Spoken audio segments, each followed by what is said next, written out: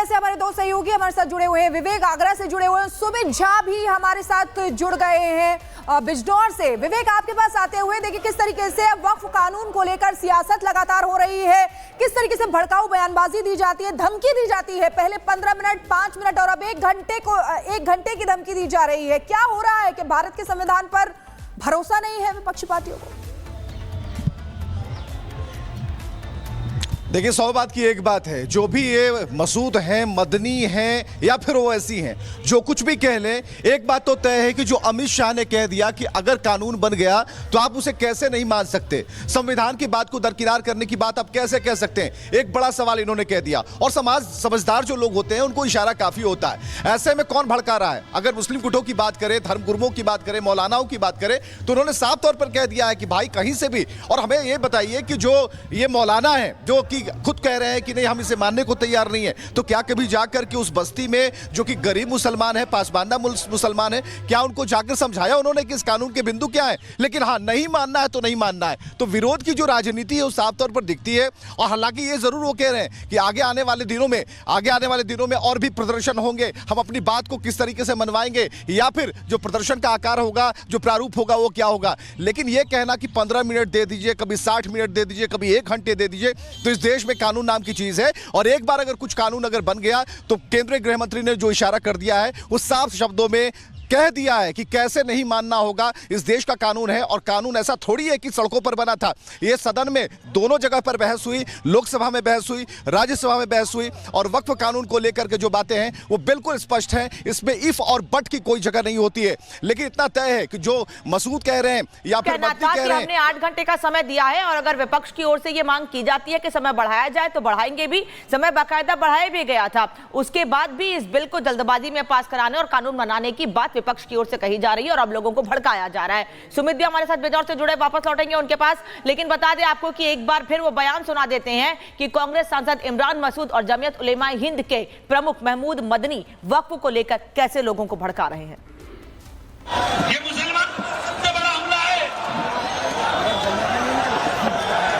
ये मुसलमानों पर इतना बड़ा हमला है।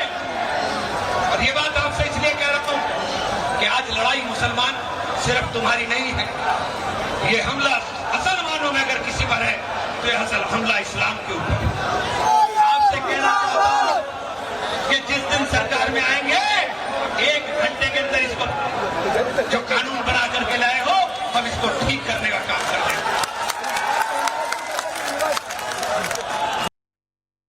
लड़ाई जारी रहेगी, खत्म नहीं। और जो कुर्बानी देनी पड़े पहले भी दी गई है, आजादी से पहले भी कुर्बानियां दी। अगर लड़ना पड़ेगा लड़ेंगे, सब्र करना पड़ेगा सब्र भी करेंगे और कर रहे हैं।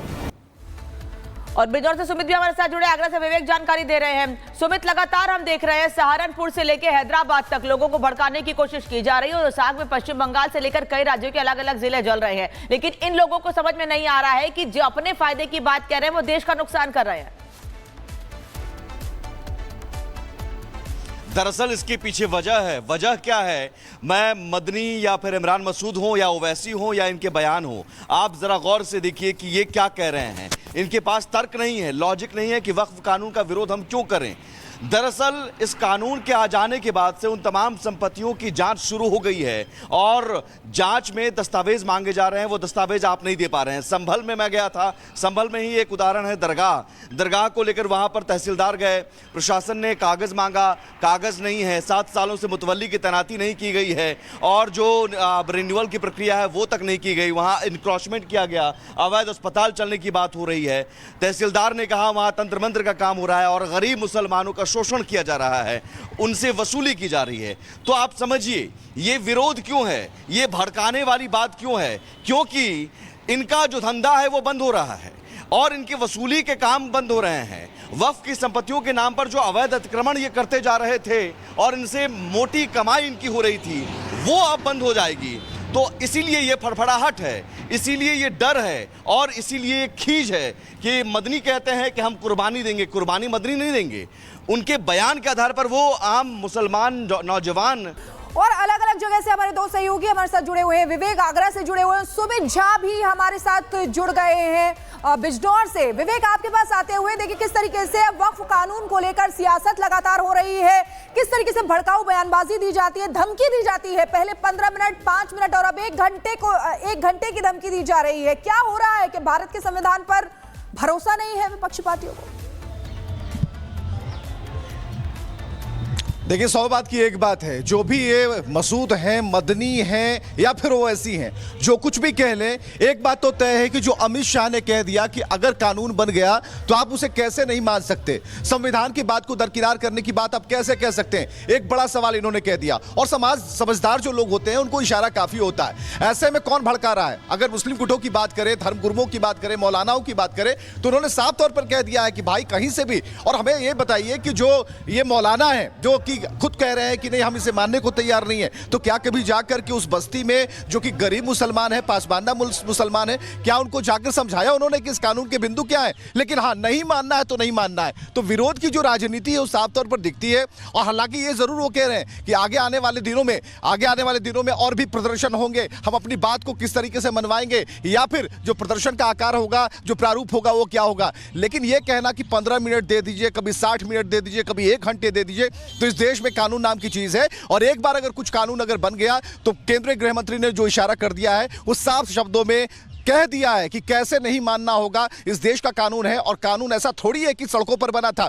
ये सदन में दोनों जगह पर बहस हुई, लोकसभा में बहस हुई, राज्यसभा में बहस हुई। और वक्फ कानून को लेकर के जो बातें हैं वो बिल्कुल स्पष्ट हैं, इसमें इफ और बट की कोई जगह नहीं होती है। लेकिन इतना तय है कि जो मसूद कह रहे हैं या फिर मदनी कह रहे हैं, हमने 8 घंटे का समय दिया है और अगर विपक्ष की ओर से ये मांग की जाती है कि समय बढ़ाया जाए तो बढ़ाएंगे भी। समय बाकायदा बढ़ाया भी गया था, उसके बाद भी इस बिल को जल्दबाजी में पास कराने और कानून बनाने की बात विपक्ष की ओर से कही जा रही है और अब लोगों को भड़काया जा रहा है। सुमित भी हमारे साथ बिजनौर से जुड़े, वापस लौटेंगे उनके पास। लेकिन बता दें आपको कि एक बार फिर वो बयान सुना देते हैं कि कांग्रेस सांसद इमरान मसूद और जमीयत उलेमा हिंद के प्रमुख महमूद मदनी वक्फ को लेकर कैसे लोगों को भड़का रहे हैं। ये मुसलमान सबसे बड़ा हमला है,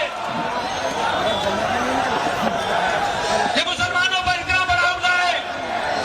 और ये बात आपसे इसलिए कह रहा हूं कि आज लड़ाई मुसलमान सिर्फ तुम्हारी नहीं है। ये हमला असल मानों में अगर किसी पर है तो ये असल हमला इस्लाम के ऊपर है। आपसे कहना चाहता हूं कि जिस दिन सरकार में आएंगे 1 घंटे के अंदर इसको जो कानून बना करके लाए हो हम इसको ठीक करने का काम कर रहे हैं।